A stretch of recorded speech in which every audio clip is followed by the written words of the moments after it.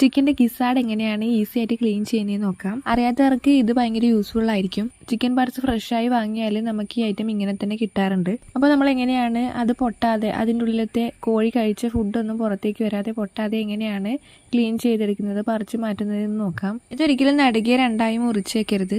പകരം അതിൻ്റെ ഒരു സൈഡിൽ നിന്ന് നല്ല തിക്കായിട്ടുള്ള ആ ഒരു സ്കിന്ന് ചെറുതായിട്ട് കട്ട് ചെയ്യുക. അപ്പോൾ അതിൻ്റെ ഉള്ളിൽ ഒരു കവറ് പോലെ ഇരിക്കുന്ന ഒരു മെംബ്രെയിൻ ഉണ്ട്. അതിനുള്ളിലാണ് കോഴി കഴിച്ച ഫുഡ് ഡൈജസ്റ്റ് ആകാൻ വേണ്ടിയിട്ട് ഉണ്ടാവുക.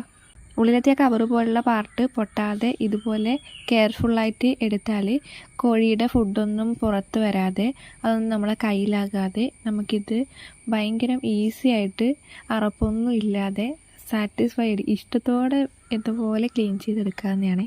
കോഴിയുടെ ഗിസാഡിന് നിങ്ങളുടെ നാട്ടിൽ എന്താണ് പറയാമെന്ന് കമൻറ്റ് ചെയ്യണേ. നിങ്ങൾ ഇതുപോലെ ചെയ്യാറില്ലെങ്കിൽ നിങ്ങൾക്ക് ഈ വീഡിയോ യൂസ്ഫുൾ ആയെങ്കിൽ ഒന്ന് ലൈക്ക് ചെയ്യണം. അതുപോലെ നിങ്ങളുടെ ഫ്രണ്ട്സിനും ഫാമിലിക്കും ഷെയർ ചെയ്ത് കൊടുക്കണം.